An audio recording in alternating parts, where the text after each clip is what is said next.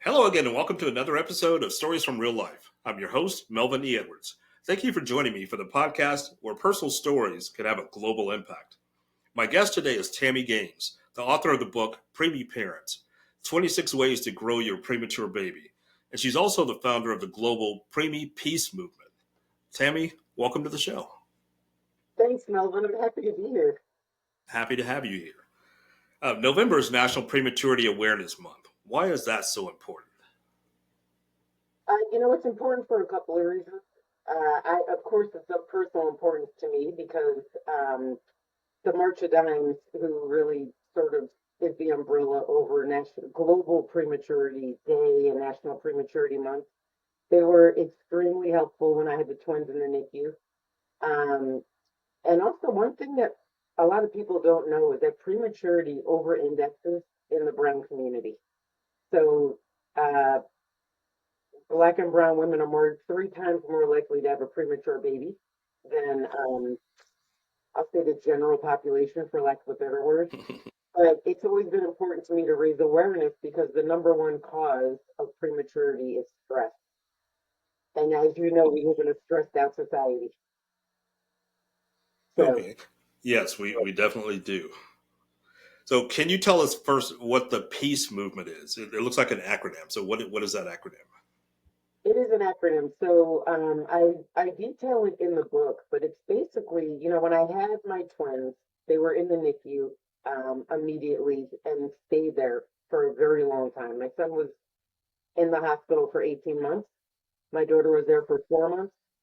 And I sort of decided very early on that I believe that everybody can pick up your energy, right? So if you come in and you're positive, that's going to be a great ripple effect. If you come in and you're negative and you're worried, that's also going to have an effect. So I do believe everything is energy. So I developed the principles of peace as my guiding light. Like this, these were my mantras. So the P stands for power, and the power of intention is greater than any reality. And that is when I was on bed rest for 5 weeks in the hospital. I was very focused on my intention, which was to try and carry the twins as long as possible. Um, so I believe whatever you're going through, if you go through it with intention of ideally being stronger on the other side, then that's a good thing. E, I accidentally just mentioned, but E, everything is energy. Like how you approach anything, how you view anything is all about the energy that you bring to it. So I decided that my NICU journey was going to be positive and a growth experience. It wasn't all positive. I had some really terrible experiences in the NICU, but I always remember that everything is energy. The A is tough for people to embrace in the moment, but A means that all things will move into balance eventually, right? Black and white, wet and dry. Like our entire universe is built on balance. So if you believe that this is just a point in time, which it is, and everything will eventually right itself, it might not look like what it looked like before. But I do believe that everything's going to move into balance. It's just a matter of time, and that's out of our hands. The C, I also learned the hard way. Caring for myself precedes caring for anybody else. So I was not caring for myself. I lost a lot of weight. I was not eating. I was not sleeping. And I realized like I'm no good to anybody if I'm not taking care of myself. And then the last E is everything is exactly as the universe intended it to be. So I don't look at my situation and say, why did all these things happen to me? I was the perfect messenger. That was the right mom to have, 2 kids with special needs and have two at home and be suddenly single. So it's just my nature. My life is my classroom. So I knew that I would use all of this to help other people grow through whatever it is they were going through. So those are the principles of peace. Okay, that sounds good. And again, that's in your book, and I'll reference your book several times during this conversation. So, as you mentioned, stress being the number one indicator or likelihood of premature delivery. So, you had a lot going on in your life at the time you were pregnant with your twins, even before you delivered them 15 weeks early. So can you share what that experience was like for you? Yeah, so I did have a lot going on. That was it was a tough period of my life. So I just lost my grandmother. When I told my then husband I was pregnant with twins, he gave me an ultimatum. He said I could have them or I could have him, but I couldn't have both. And I got to be honest with you, let's not get political, but I'm all about uh, pro-choice, but not as birth control. So we had a big house. We already had two awesome kids. We had money. We had no reason not to. We weren't 21 years old. I was 38. So there was no reason like not to have the twins. Um, but yeah, he gave me like a ultimatum and I decided that I would choose the twins. And we already had problems. I didn't like them that much anyway. So I chose the twins, which started a nasty divorce, which landed me on bed rest because I kept going into labor from the stress of all of that. Like having a marriage that suddenly fell apart. He was living his single life. I was still trying to raise our other two kids and maintain the pregnancy and mourning the death of my grandmother. So, yeah, it's, listen, I'm not the only one with that sort of burden. People have financial stress, they have relationship stress, they have kid stress. It all, if we don't have an outlet for that, it has consequences. Not just premature birth, but you probably know like heart disease and high blood pressure, like everything ties back to stress and managing it. So you were raising your premature twins while working and raising a family, and I'm sure that was overwhelming. How did you prioritize yourself in those intense early days? So there's a couple of things. Number one, I put work on the back burner. When I got placed on hospitalized bed rest, um, I realized how serious it was, and I was feeding myself. I was reading. Uh, I had my lineup. Don't get me wrong. I did my lineup, Special Victims Unit, CSI. I did the whole like Blue Bloods. I had my morning TV routine. But I did spend most of the day just feeding myself and loving myself most of all. I did immediately, I called one of my competitors. I'm a consultant. I do strategy work. I called one of my competitors and said, I need to give you my clients because if I'm going to have this pregnancy last, I need to be fully focused on this. So I offloaded my clients. I started sketching out the beginning of a bed rest book, which ended up becoming like this book about the NICU journey.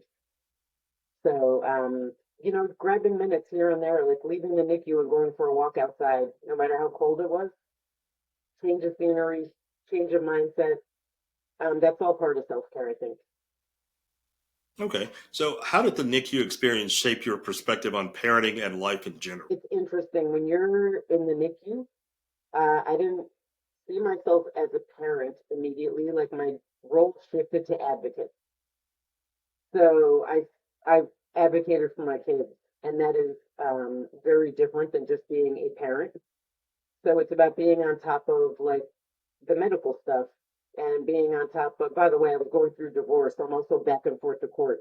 Um, at the same time. Um,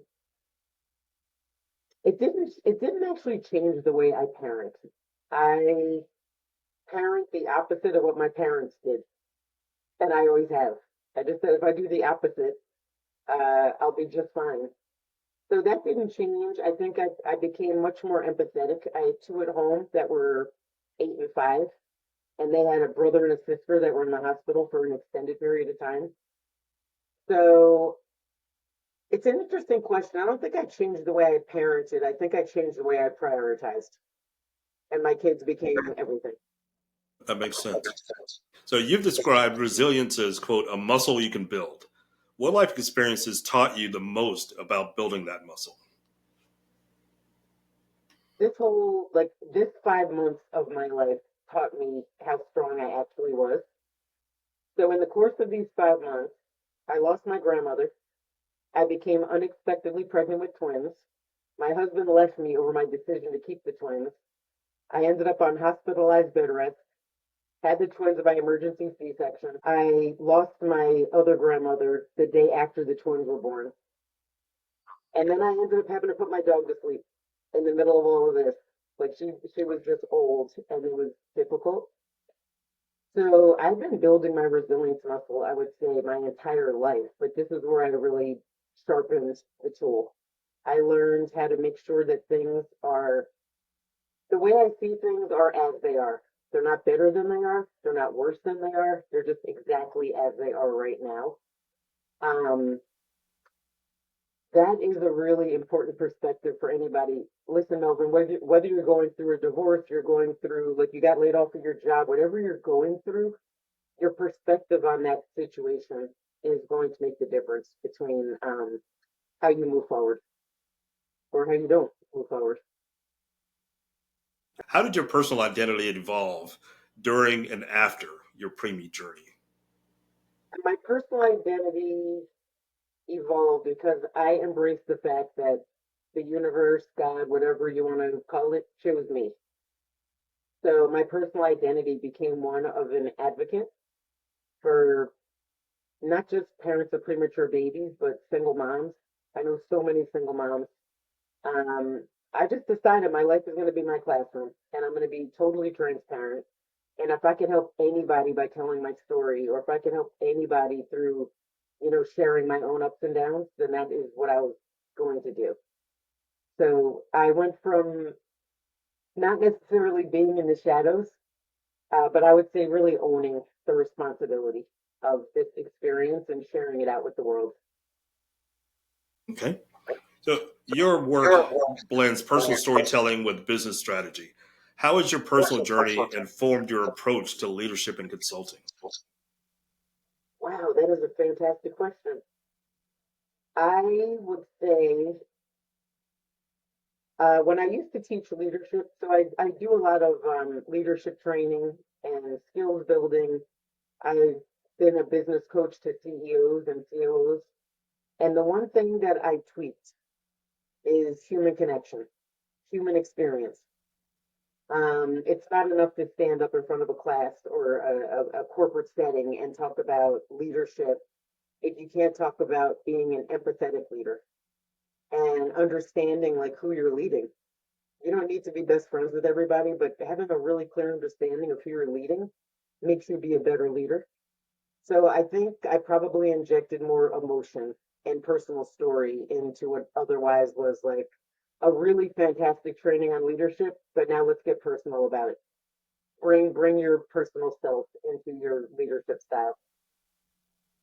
Okay, and that leads into my next question. So you've spoken to massive audiences about resilience. What stories from your own life do you share that consistently resonate with your listeners? This story, the story like this 5 months of my life, which was I mean, it literally altered the course of my entire life. I also talk about, when I was younger, so I play sports. I played sports my entire life. And we grew up in southern New Jersey where I played Little League Baseball. I played hardball from the time I was 5 until we moved to northern New Jersey when I was 11. And girls weren't allowed to play baseball, they had to play softball. And I remember immediately thinking about how unjust this was because I played Little League my entire life. But at the same time, we were the first Black family in the county. And we had experienced racism. Like they did donuts on our lawn, they spray painted the N word on our garage. My dad worked really hard to move us to this great neighborhood. And it was a great lesson in resilience because he took me outside. He registered my brothers for baseball, and then he took me outside. He said, "We can sue the town so you can play, or you could try softball." And it was a lesson in resilience because I think it's a really important skill to know when to fold them. Like, not everything is equally important, not everything is worth the fight. So I told my dad I'll play softball, and it's a lesson in resilience. Like sometimes you have to come up off of your position. Sometimes you have to be willing. That's all part of building that resilience muscle is knowing when to say when. So did you dominate in softball? I killed it.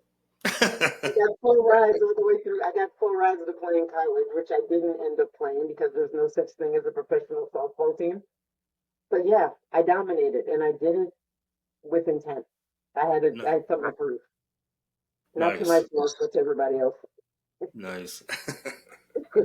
So, how, back to being a preemie parent here for a moment. How did your experience as a preemie parent influence your philosophy on turning challenges into opportunities? Thank you for that question. I talked to so many families and so many moms and dads while I was in the NICU. And after I got out of the NICU, I traveled to different hospitals and spoke to families. And what I realized that most people don't know is that there is a better way to approach difficulties. It was like for lack of options. So yes, you feel sad, you feel you're living in uncertain times. It's an emotional roller coaster. You have a choice in how you deal with that. You have a choice in how you address that. You have a choice in how you embody that or how you don't. So I that's why I believe it's a lesson that can be taught. It's a skill that can be taught. Um, so yeah, that's why that changed my entire outlook on resilience and helping people become more resilient. Um, like I do believe it can be taught, and I know that because I taught myself. Like not just through this experience, but through a lifetime of challenging experiences. I taught myself how to have different perspective and how to make sure that my feet were grounded safely in reality. So, what were some of the most unexpected leadership lessons you learned from your NICU journey? Focus on one lesson because I live with it. It's instilled in me, which is you're not going to be in the same place 4 minutes from now as you are right now. You're going to be in a different place in 4 minutes, 4 hours, 4 days, 4 weeks. So part of me says power through it. You got to do what you got to do to get through it. And you've made a commitment to yourself. You made a commitment to your kids. Like you got to keep going. You got to put one foot in front of the other. So I remember that I made it before the twins were born. I committed to doing a speaking engagement in New York City, and they were expecting like 2,000 people, and I didn't feel like it. And I didn't have the twins when I made that commitment. Like I wasn't in the hospital when I made that commitment. And they actually reached out after they heard everything that happened, and they said, "Are you still able to do it?" So a weaker Tammy, a non-resilient Tammy, would have said no. I would have hidden behind my excuse, which is the legitimate excuse of my kids. But I said, you know what? I made this commitment. They've sold tickets against me making this commitment. I'm going to go. And it was probably the best thing I ever did because it got me out of the NICU. It put me back in my comfort zone. It reconnected me with people. There was a million great things that came out of me actually doing that, including not being afraid to do the next thing, like, and do the next thing and do the next thing. Eventually, when I say everything will move into balance eventually, that was it was a very small step, but that was the beginning of moving into balance for me. That's really impressive. So, your book offers both practical and spiritual guidance. Which quote unquote way do you feel is most transformative for preemie parents or preemie families? I think Practical or the spiritual? it's not an either or question. They go hand in hand. So, there's some practical realities of the NICU. Like when before you go in, you have to wash your hands.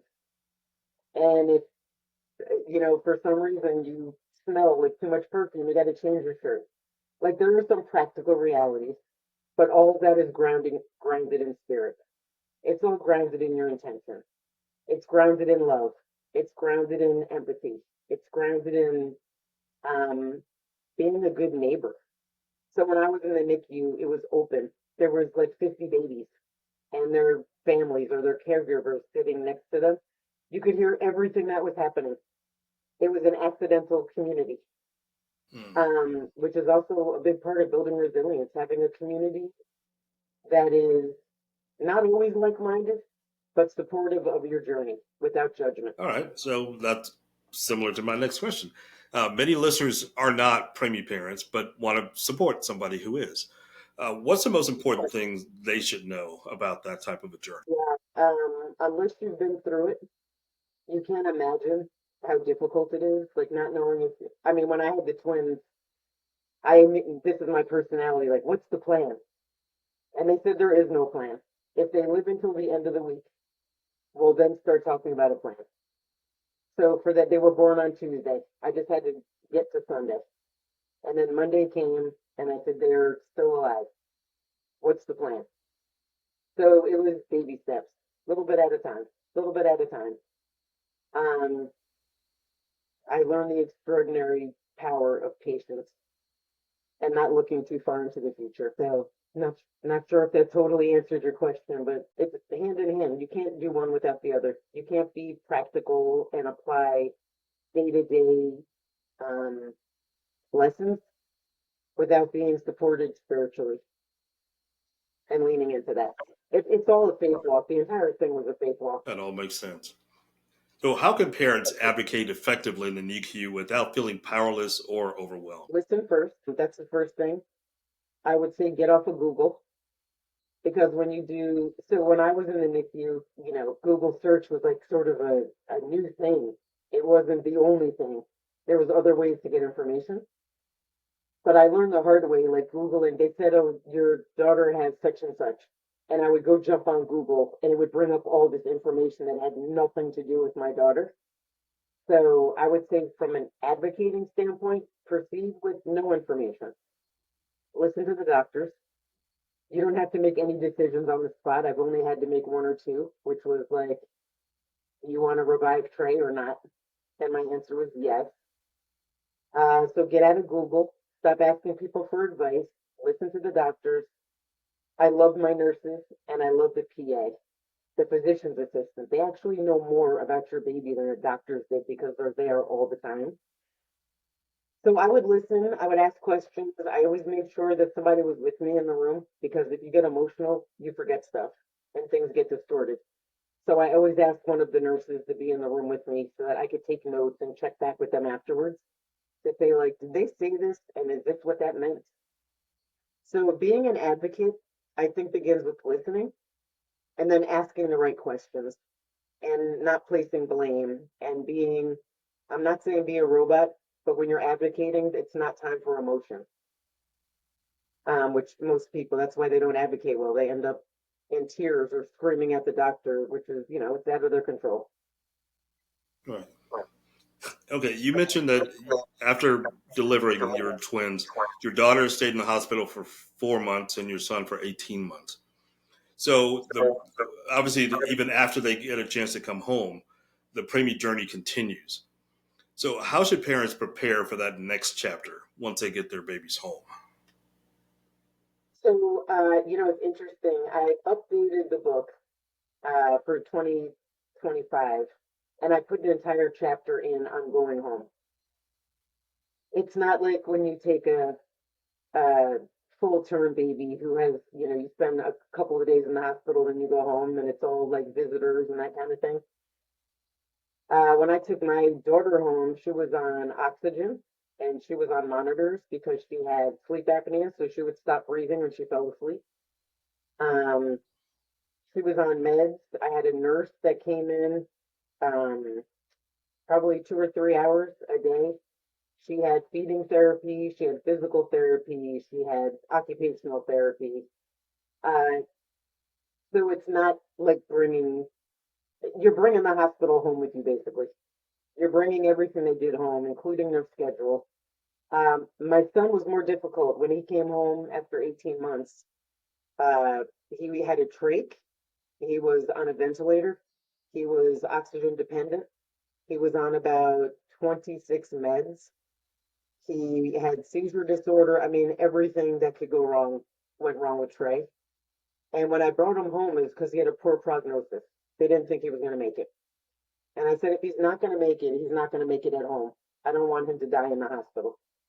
So that became the new mission, was getting his ventilator settings low enough that I could take him home and manage his care at home. We'd been in the hospital for 18 months at that point. It was crazy.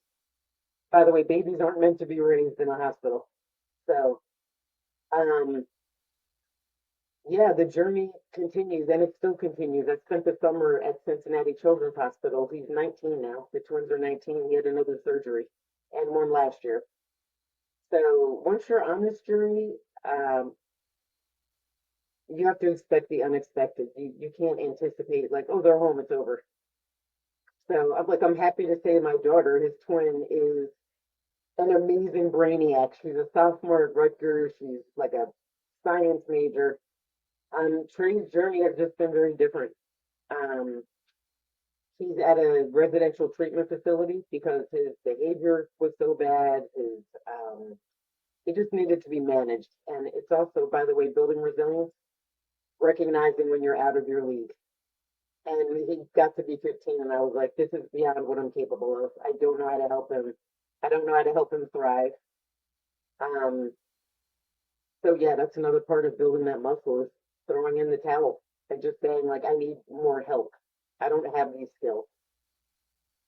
So, what are your expectations now for your children? Obviously, you change those as the children grow up and based on various limitations or other roadblocks. So, what are your expectations for each one of them now? I have the same expectation for all of them. So I'll tell you really quickly. My daughter just passed the bar, my oldest, and she's an associate at one of the most prestigious law firms in New York City. My son is Congratulations. a business. Thank you. My son is a business analyst at a huge bank, and he has done a great job of networking his way through that corporation. So he's sort of plotting his own future.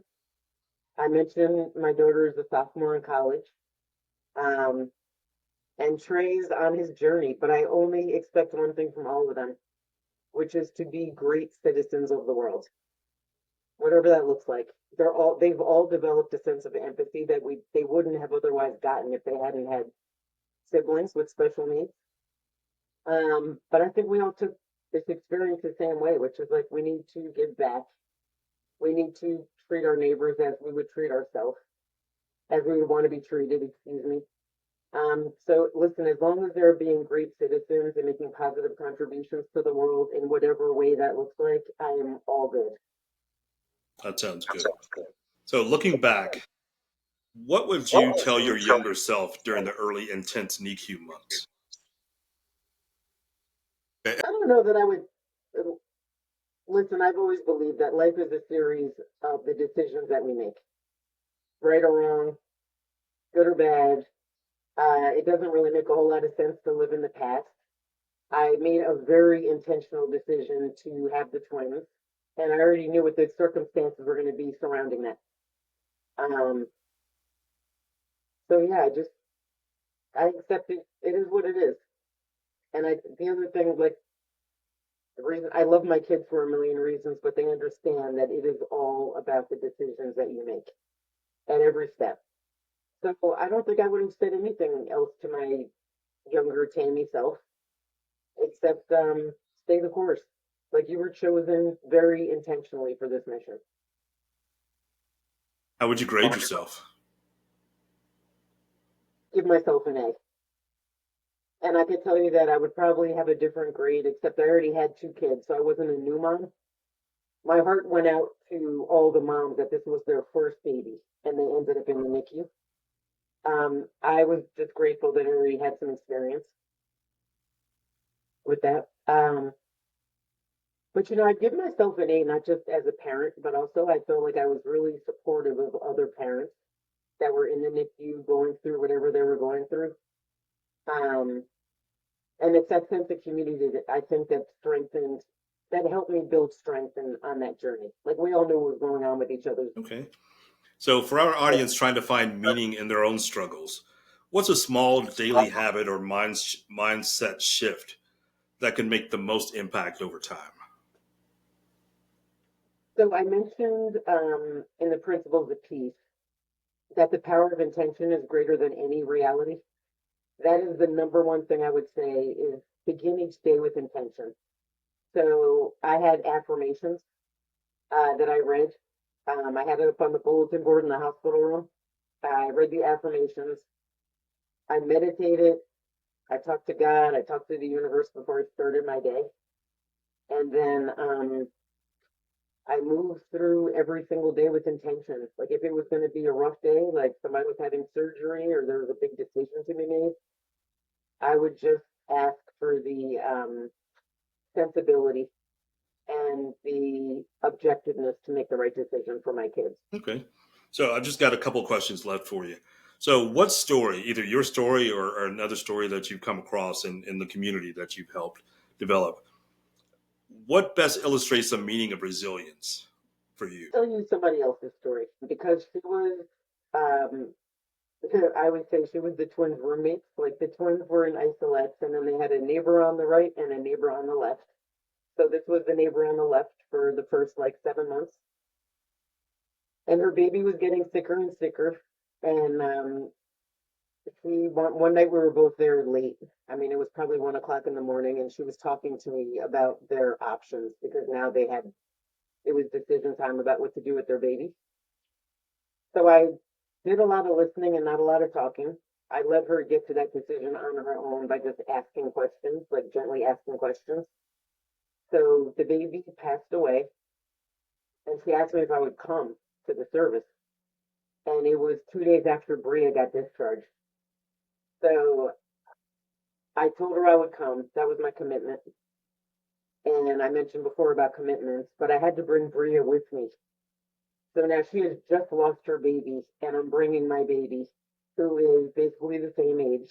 So guess what I did? This is crazy, but I felt so bad bringing my daughter into the service that I parked her in the outer lobby with someone who I didn't know who was sitting out there. I was like, "Can you watch my baby? I want to go inside and pay my respects, and I don't want to." It just felt like horrible to bring my baby there. So I went in, big Irish like funeral. There was hundreds of people there. I walk in, I'm the only, black person there. But they knew me because she told them all about me. And she asked if I would sing the song that I used to sing to the twins, but I sung it loud enough for everybody to hear. But then Bria started crying, and I heard her crying, and she heard her crying, and she was like, "Did you bring Bria?" I said, "I did. I'm so sorry. Like, she's only been home for like 2 days." And she was like, "Go get her." So she had me go get her. I brought her in. Everybody was oohing and eyeing, and Bria was still on oxygen, obviously. But the way I watched her embrace Bria in her moment of complete sorrow, that she was happy that Bria was going to make it. And she was happy that I was there. And she was like embraced by so much love from her family and her friends. To me, that was the greatest show of resilience. Like she's like, if somebody had to make it, I would want it to be Bria. That that cut me off at the knees. I was driving home and I just couldn't imagine like what that must feel like. Wow, that is unselfish. That is really unselfish. Completely unselfish. Yeah, she was. I hate to say it again. She was the right messenger for that experience. All right, so as we wind down this conversation, I'd like to give you some time to specifically talk about your book. We brought it up here and there, but I want you to specifically talk about your book and how the audience can get a copy of it. Yeah, so I'm super excited about the book. It's a new edition. I added a chapter specifically for dads. Dads are most overlooked in this journey, and it's for real reason. Like they didn't. By the way, if you had a full term baby, dads are always a little bit on the outside because you didn't carry the baby. You didn't birth the baby. You were there for support. So I did put a chapter in for dads because I did talk to a lot of dads, and I'm really excited about that. I'm going to end up expanding it, I believe, into something bigger. It's expanded resources, so now we have the technology. So there's clickable links. Everything I referenced, you can click in the book, in the ebook to get there. Um, I added that section on going home, and there's actually templates and checklists in the book. Like these are the questions you should ask, and this is your checklist of what you need to do before you bring that kid home. And yeah, so it's available on Amazon. It's available if you're a wholesale person, you own a bookstore, you want a hospital, you want to buy it in bulk. You could buy it on Ingram, which is where most wholesalers sell their books. And then we also have a website. It's called Preemie, Preemie, PreemieParentsBook.com. And you could get it. You can go and look at a sample chapter. You can get in touch with me. It's all there on the website. Okay. And you can also go to my website at podcastreallife.com for those same links. And they'll also be available in the show notes right under where you click play for this episode. So Tami Gaines has been our guest today, the author of Preemie Parents, 26 Ways to Grow Your Premature Baby, and she's the founder of the global Preemie Peace Movement. So, Tami, thank you so much for being here today. I really appreciate it. Thank you so much for having me. It was really fun. So that's it for today's episode of Stories from Real Life. Join us again next time for another chance to learn from each other. Until then, don't forget to shine your light wherever you go.